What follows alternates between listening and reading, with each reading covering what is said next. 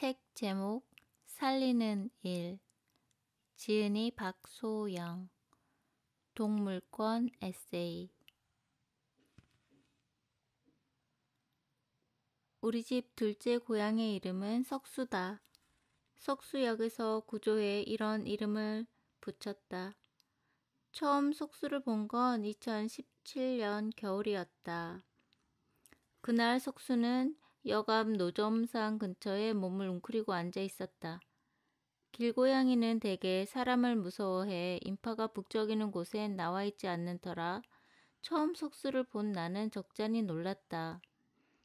동그란 몸에 짧은 다리, 순한 눈을 가진 아이. 사람에 대한 거부감이 별로 없는지 석수는 내가 가까이 가도 피하지 않았고 오히려 내게 다가와 몸을 비볐다. 노점상 아저씨 말로는 멀리 사는 캣맘이 종종 들러 사료를 맡겨놓고 간다고 했다. 밥을 챙겨주는 건 아저씨였다. 밥을 주는 분이 있어 다행이다 싶었지만 아무래도 환경이 걱정스러웠다. 전철역 앞이다 보니 출퇴근하는 사람이 많았고 바로 앞이 차도여서 위험천만해 보였다. 게다가 역사 앞은 늘 쓰레기와 먼지로 가득했다. 구석진 곳에 노상방뇨를 하는 중년 남성들, 구토하는 취객을 본 것만도 여러 번이어서 이런 곳에서 과연 고양이가 살 수 있을지 의심스러웠다. 석수는 흰색, 노란색, 검정색, 세 가지 색 털이 섞인 삼색 고양이였지만 흰색 털은 이미 회색에 가깝게 변해 있었다. 아이를 두고 마을버스를 타려는데 발길이 떨어지지 않았다.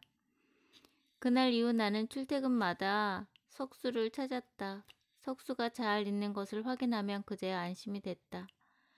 물이 순식간에 얼어버릴 정도로 추운 날씨여서 석수를 만날 때마다 따뜻한 물을 따라 주었다.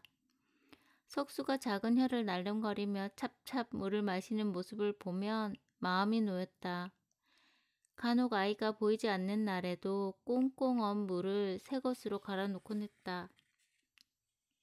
하루는 출근길 마을버스에서 내렸는데 일찍부터 석수가 나와 있었다. 나를 알아본 석수가 내 쪽으로 걸어오려고 하는 순간 할아버지 한 분이 짚고 있던 지팡이로 바닥을 탁 하고 내리쳤다. 고양이가 앞길을 막는다고 생각한 모양이었다. 지팡이 소리에 놀란 석수는 곧장 구석으로 숨어들었다. 다행히 아이는 금방 진정된 것 같았지만 나는 그날 내내 기분이 좋지 않았다.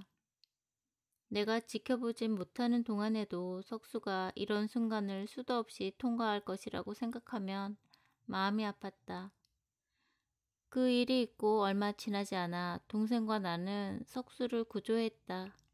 한여름이던 어느 날 석수는 다른 고양이에게 공격당한 채 앓고 있었다. 몸에선 지린내가 심하게 났고 엉덩이 쪽에선 누런 고름이 쏟아져 나오고 있었다. 통증이 심해 앉은 자리에서 소변을 봐버린 것이었다. 우리는 석수를 차에 태우고 동물병원으로 달렸다. 상처를 본 수의사는 한 번 물린 곳을 다시 물려서 문제가 된 것 같다며 즉시 수술해야 한다고 했다. 상처는 생각보다 깊었다. 조금만 더 늦었으면 자칫 목숨이 위험했을지도 모르는 상황이었다. 석수는 상처 부위에 베논간을 삽입하고 오랜 시간 고름을 빼내야 했다.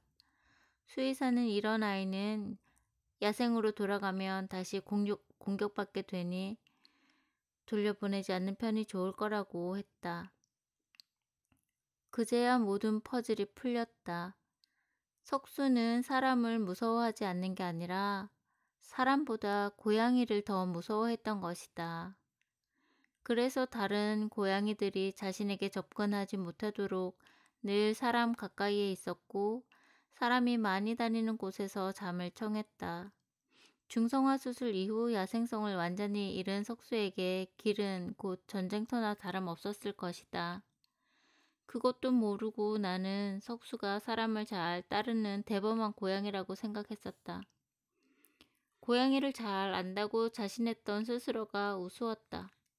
이후 알게 된 사실이지만 길고양이는 길에서 자신의 성격을 모두 드러내지 않는다. 생존을 위해 잘 모르는 사람에게 음식을 구하기도 하고 다가가 비비며 친화력을 발휘하기도 한다. 그러나 주위 환경이 안정적으로 바뀌면 조금씩 본래 성격을 나타낸다.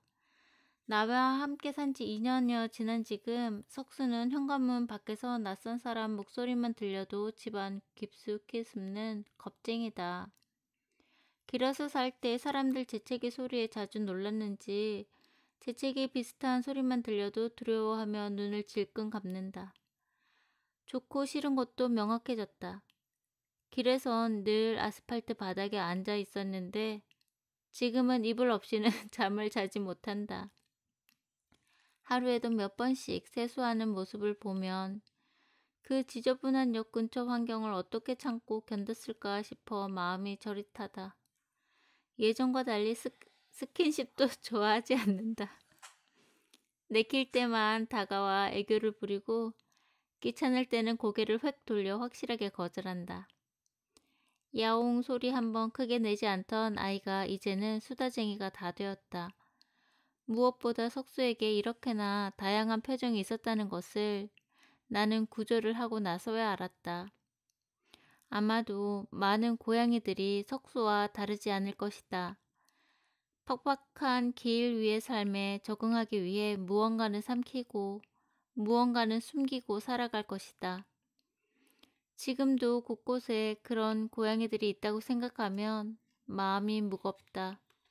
그래서 나는 오늘도 또 다른 석수에게 손 내밀 준비를 하고 있다. 겨울이 다가오니 다시 조바심이 난다.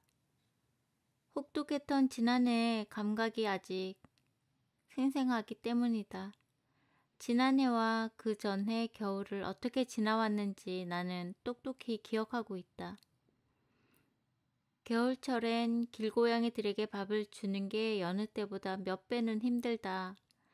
캔 사료와 물은 내놓자마자 얼어버리기 일쑤이고 건사료마저 차갑게 굳어버린다. 핫팩을 넣어 방한용 물그릇을 만들어 보지만 역시 오래 버티지 못한다. 최후의 수단은 새벽 알람을 맞추고 나가 직접 물을 갈아주는 것이다. 수고스럽고 번거로운 일이지만 겨우내 칼바람을 견뎌야 하는 고양이들을 지켜보는 것만큼 힘들지는 않다. 몇 년 전 우리 동네엔 태어난 지 얼마 안 된 검은 고양이가 있었다. 동생과 나를 캣맘으로 만든 바로 그 고양이, 작은 까망이다. 까망이는 멀리서도 나와 동생을 잘도 알아봤다. 영하 15도를 넘나드는 날씨에도 우리가 근처에 가면 어김없이 집에서 뛰쳐나와 등을 비비며 뒹굴었다. 꽁꽁 바닥에 몸이 닿는 게 안쓰러워 하지 말라고 손짓을 해도 소용없었다. 문제는 까망이를 두고 집에 들어가는 것이었다. 내가 한 걸음을 깰라치면 까망이는 꼬리로 내 한쪽 다리를, 또 한 걸음 걸을라치면 반대쪽 다리를 감아왔다. 조금 더 오래 같이 있고 싶다는 표현이었을 것이다. 동생과 나는 손발이 굳고 귀가 얼 때까지 밖에 있는 날이 많았다. 까망이를 두고 집으로 들어가며 우리는 매일 울었던 것 같다. 무엇보다 우리에겐 들어가 쉴 곳이 있었다. 내가 따뜻한 집에서 몸을 녹일 동안 까망이가 밖에서 긴 밤을 버텨야 한다고 생각하면 견디기 힘들었다. 나는 내가 인간이라는 사실에 송구함을 느꼈다. 더위가 극심하던 8월 어느 날로 기억한다. 출근길 지하철에서 책을 읽다 덜미를 잡혔다. 내게 무해한 사람 속 아치디에서 편에서였다. 그렇게 추운 날 내리는 비를 온몸으로 다 맞으며 한 발자국도 움직일 수 없는 말. 하미는 말이 아니라 인간이었고 그렇게 추운 날 움직이지 못하고 떨며 비를 맞지 않아도 됐다.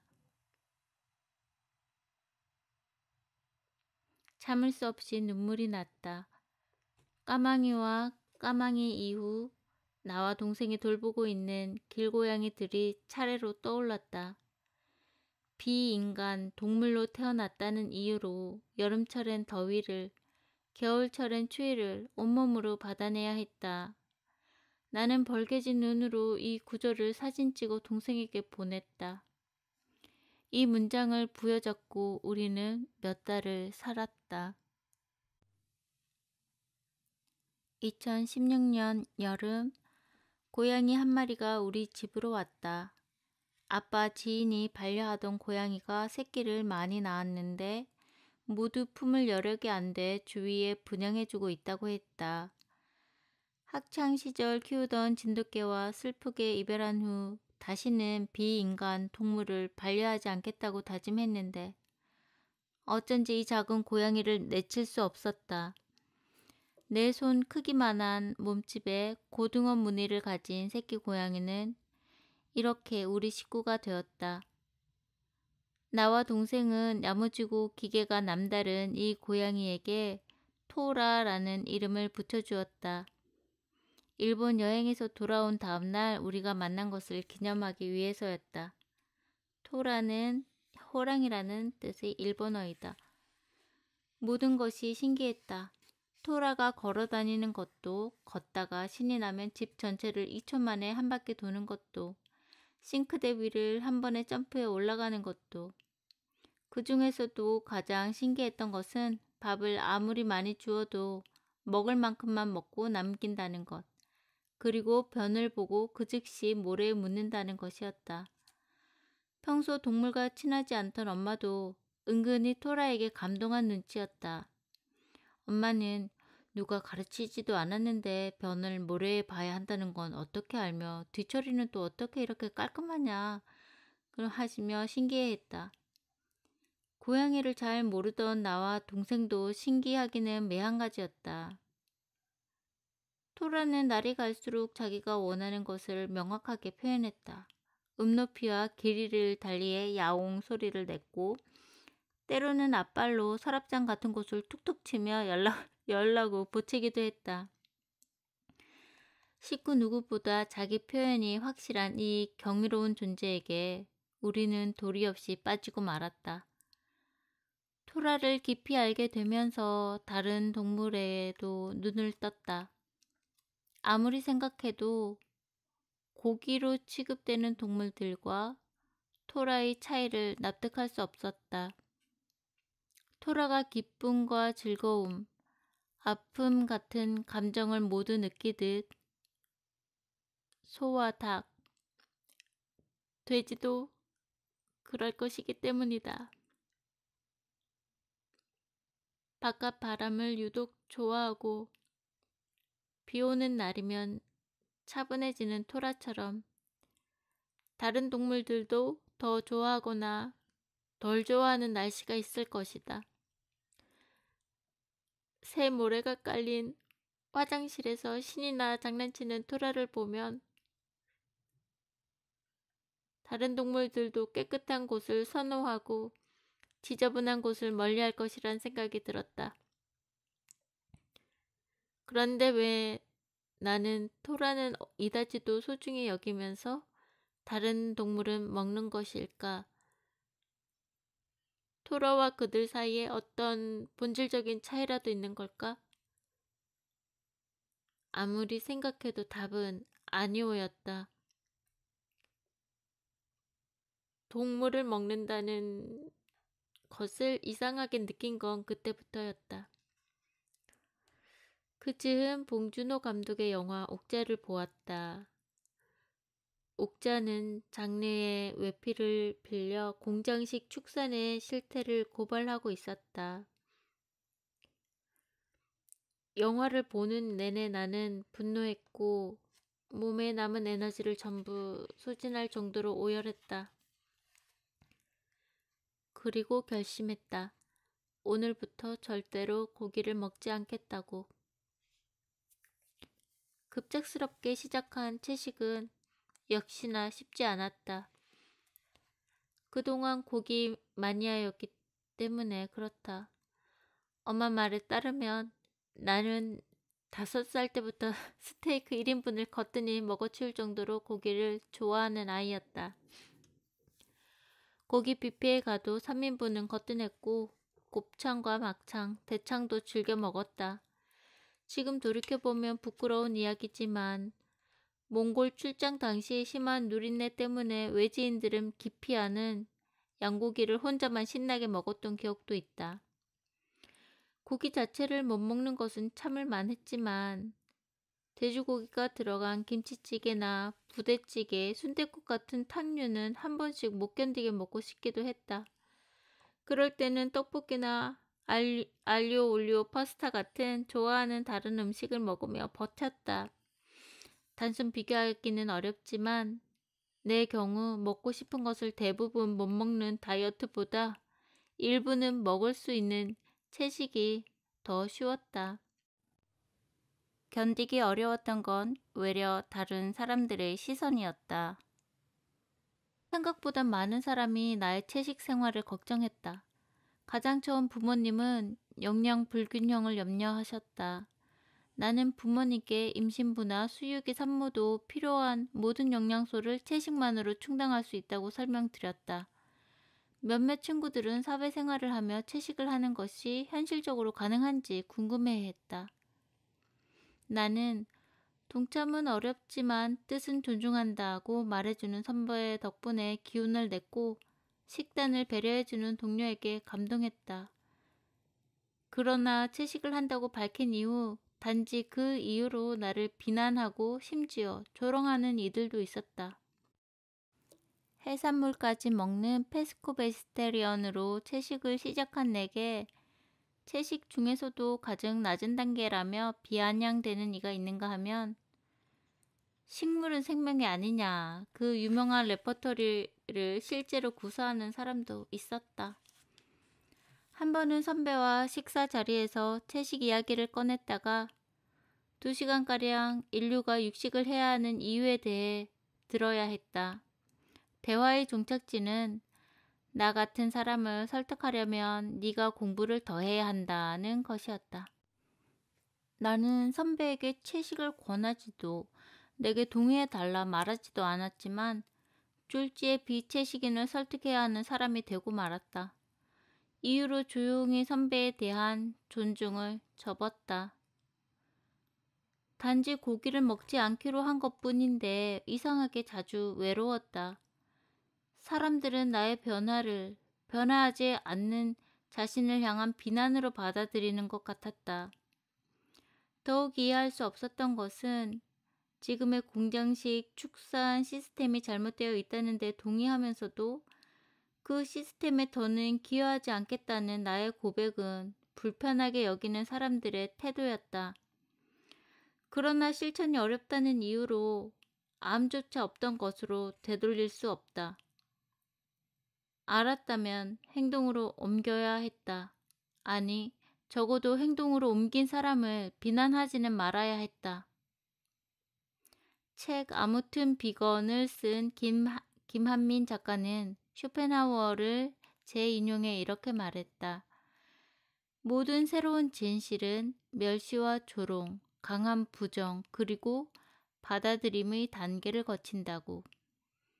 쇼펜하우어의 말이 맞다면 우리 사회는 아직 멸시와 조롱 단계에 머물러 있는 것 같다.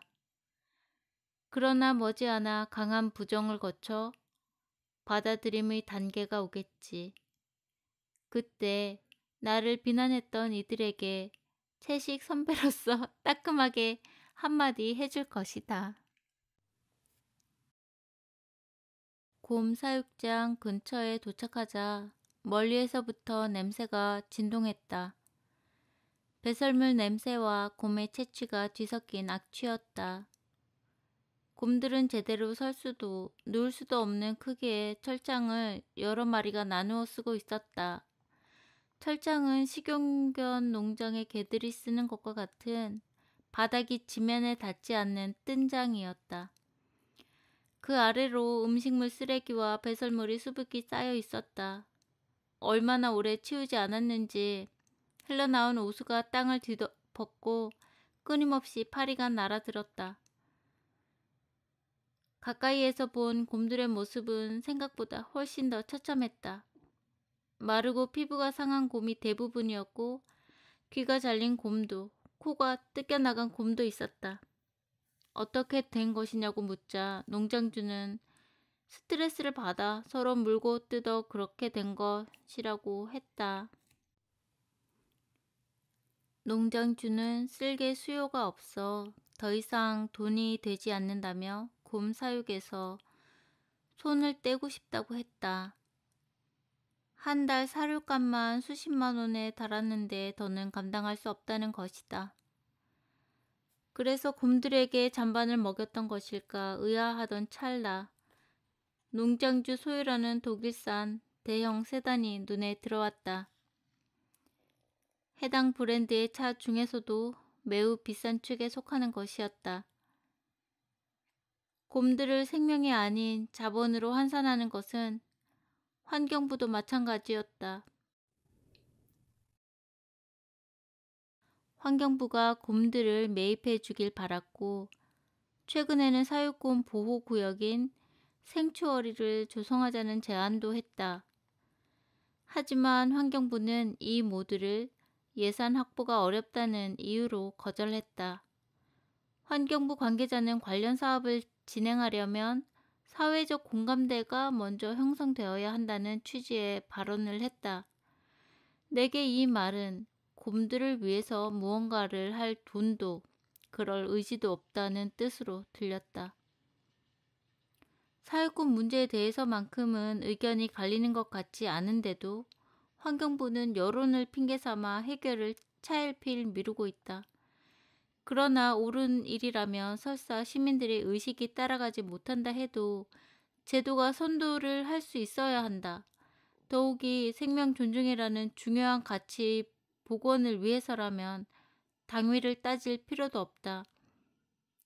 2011년 중국에서는 산채로 쓸개를 채취당하던 새끼곰의 절규를 들은 어미곰이 철창을 부수고 탈출해 새끼곰을 죽이고 자기 목숨을 끊은 일도 발생했다.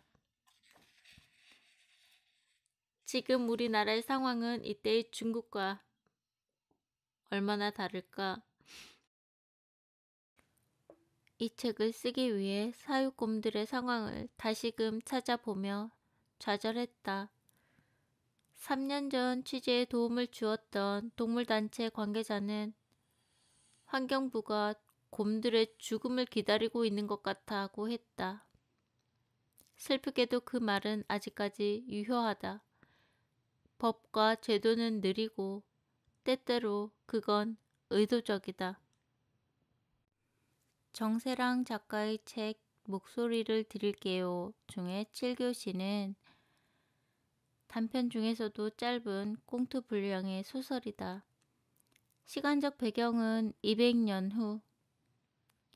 이미 6번째 대멸종이 지났고 사람들은 더 이상 공장에서 대량 생산된 고기를 먹지 않는다. 배양 단백질이 나와 동물을 사육하지 않고도 고기를 얻을 수 있는 시대인 것이다. 동물을 죽여서 만든 옷과 신발, 가방을 소비하는 사람도 없다. 전염병이 2098년에 전 지구를 휩쓴 후 환경주의는 드디어 비웃음 당하지 않는 보편 가치가 되었다. 인류는 그간의 행태를 반성하고 다른 생명을 착취하지 않는 방식의 삶을 살고 있다. 이 짧은 소설을 읽는 동안 코가 따끔거려 혼났다. 소설이 묘사하는 미래는 내가 생각하는 유토피아와 꼭 같았다. 내가 꿈꾸는 세상과 작가가 꿈꾸는 세상이 일치할 때 느껴지는 그 가슴 벅참. 미래의 소설이 현재의 나를 어루만지는 기적. 나는 읽는 내내 위로받았고 작가의 실제에 감사했다. 정세랑 작가의 글은 누구도 아프게 하지 않는다. 그는 작은, 그래서 세심하게 귀 기울이지 않으면 들리지 않는 목소리에 집중할 줄 안다. 사회로부터 유별난 사람 취급을 당하는 이도 그의 세계에선 정 가운데에 선다. 누구도 소외되지 않는다. 그건 아마도 작가 자신이 이기심과 공격성 같은 인류의 오래 내려온 유전자를 부끄러워하는 사람이기에 가능한 일일 것이다. 동물들을 구조하고 돌보는 데 많은 시간을 할애하는 내게 친구들은 이렇게 묻곤 한다. 지금 행복하냐고. 그 과정에서 정말 행복한 게 맞느냐고. 그럴 때마다 고민에 빠졌다. 행복이라는 것이 정확히 무엇인지 모르겠다는 생각이 들어서다. 사람들은 생을 화두로 저마다 행복을 이야기한다. 하지만 내게 행복론은 외려 매정하게 느껴질 때가 많았다. 동물들을 구조하면서 삶은 하루하루 전투 같았다. 아픈 동물들을 치료하며 몸 편할 틈 없었고 버려진 동물을 돌보며 마음 편할 날 없었다. 세상엔 늘 풀어야 할 문제가 있고 그 문제로 아파하는 소외된 존재들이 있었다. 이런 현실에서 행복하게 산다는 것이, 자신의 행복을 찾는다는 것이 가능할까? 행복하겠다는 것은 결국 다른 존재에게 눈 감겠다는 뜻 아닐까? 나 자신을 걱정하지 않는다라는 영화 속 그의 말이 아프게 들린다. 더욱 놀라운 것은 이 말을 들은 톨러의 반응이었다. 톨러는 그와 대화한 순간 이전까지 고민하지 않았던 것을 고민하기 시작한다. 집에 돌아와서는 그와의 대화를 곱씹고 그것을 낱낱이 기록한다. 그의 목소리는 톨러의 삶을 파고 들어와 관통했고 그의 화두는 곧 톨러의 화두가 되었다. 50년 가까이 자신의 방식으로 살아온 사람이 처음 만난 이의 이야기를 듣고 영향을 받는다는 것이 얼마나 어려운지 우리는 알고 있다. 변화는 어렵고 그것이 삶의 관성을 타파하는 쪽으로의 변화라면 더 어렵다. 그러나 톨러는 달랐다.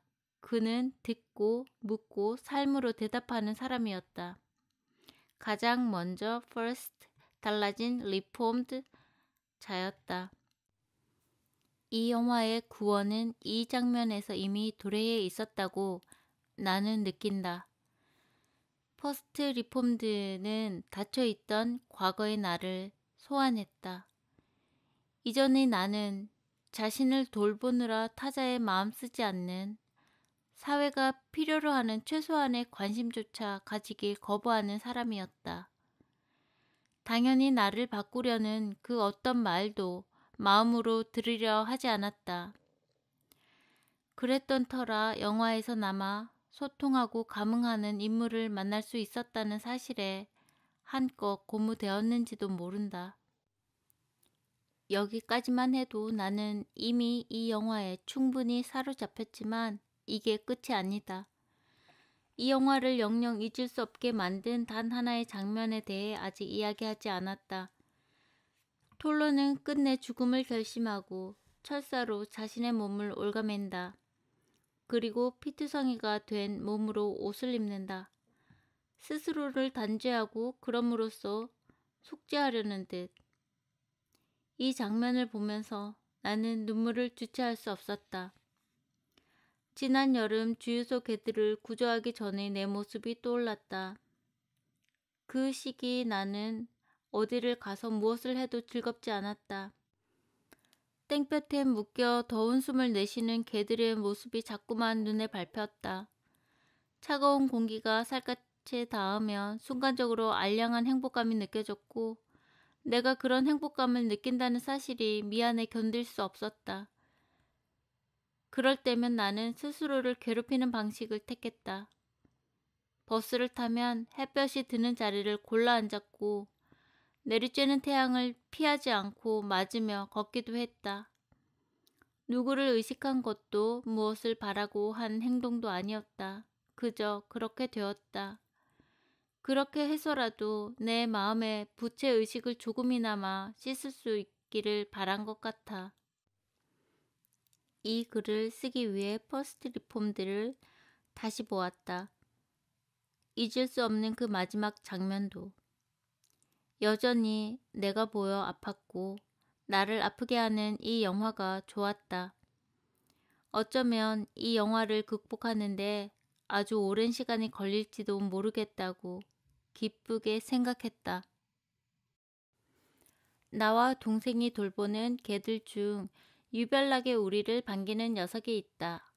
바로 플라다.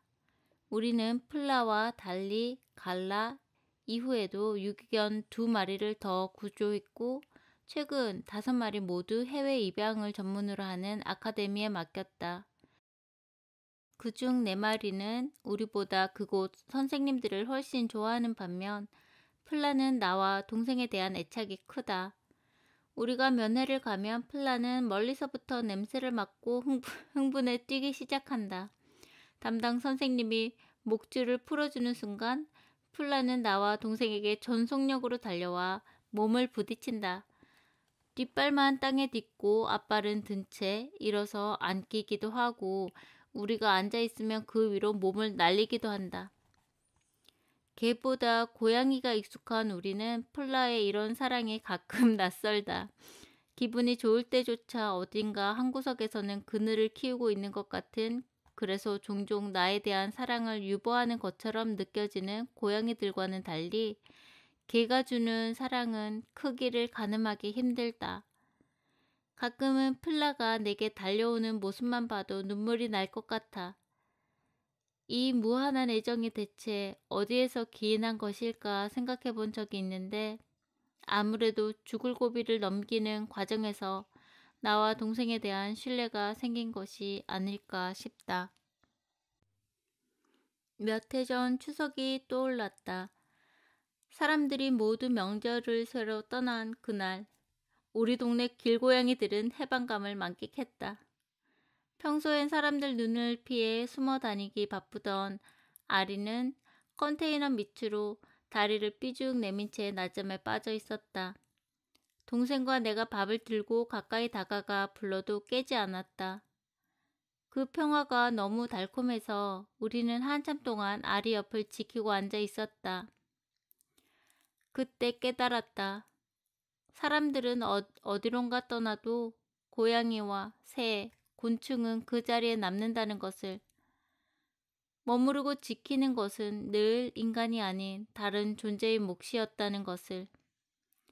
그럼에도 인간이 땅의 주인임을 자처한다는 것이 우습게 느껴졌다. 재개봉한 라이언 킹은 그런 맥락에서 내게 특별한 영화였다. 처음 라이언 킹을 보러 갈 때만 해도 큰 기대는 없었다. 그저 진짜 동물이 나오지 않는 동물 영화를 보고 싶은 마음이 다였다. 그런데 동물들이 차례로 등장해 마구 섞여 뛰노는 오프닝 씬에서 나는 그만 엉엉 울어버리고 말았다. 그 장면이 한없이 눈부시고 경이로워서, 현실에선 볼 수 없는 모습을 영화가 재현해준 것이 고마워서, 가까운 미래에 그런 광경을 볼 수 있을까? 아마도 사피엔스 종이 모두 절멸하지 않는 한 그럴 수 없을 것 같아. 이상으로 동물권 에세이 살리는 일 읽어드렸습니다. 작가는 박소영 님이시고요. 동물권이라는 단어 자체가 생소하신 분들도 계실 건데요. 인간의 천부적인 권리가 인권이듯이 동물에게 있는 천부적인 권리를 동물권이라고 합니다. 저도 20년 전에 동물권이라는 그 단어를 처음 들었을 때 굉장히 낯설었고 그런 게 있었나 싶었습니다. 사실 100년, 200년 전에 인권이라는 단어가 처음 사람들 귀에 들렸을 때도 그런 기분이었겠죠. 노예에게도 쌍놈에게도 천민에게도 나랑 똑같이 인권이 있다? 들에게는 굉장히 허황된 이야기로 들렸을 거고 어떤 사람들에게는 좀 뇌에 충격을 주는 그런 일이었겠죠. 지금 동물권에 대한 이야기를 처음 들으셨다면 가슴에, 뇌에 약간이라도 충격이 되기를 기대해 봅니다. 책 말미에 세 분의 추천사가 있는데 앞에 읽어드린 내용 중에 있는 정세랑 작가의 추천사를 마지막으로 읽어드리겠습니다. 몇 달 동안 밥을 챙겨주었던 고양이가 있었다. 시계가 없이도 시간 약속을 지킬 줄 아는 친구였다. 어느 날 그 고양이가 영원히 돌아오지 않았을 때 마음속에 작은 무덤이 생겼다. 자매와 함께 15곳이 넘는 길고양이 밥자리를 챙기고 있는 박소영 작가에겐 얼마나 많은 생채기가 있을지 상상할 수 없다. 작가의 눈길은 길고양이에서 주유소에 묶여 방치된 개에게로, 더운 겨울 때문에 겨울잠에 들지 못한 너구리에게로, 쓸개즙을 채취당하다 버려진 곰들에게로 점점 멀리가 닿는다. 인간이 아닌 생명들에게, 그 생명들을 위해 슬퍼하는 사람들에게 세계는 참혹하기만 하지만 이 압도적인 슬픔은 어쩌면 변화의 촉매제가 될지도 모르겠다. 정치학자 에리카 체노웨스는 비폭력적 저항을 하는 인구의 3.5%로도 기존 시스템을 바꿀 수 있다는 연구를 내놓았는데 박소영 작가야말로 그 3.5%에 속하겠구나 확신하게 되었다. 아물지 않는 마음을 안고도 가보지 않았던 방향으로 걷는 이들을 있는 힘껏 응원한다. 정세랑 작가. 이 녹음을 끝까지 들어주신 분들께 감사를 드립니다.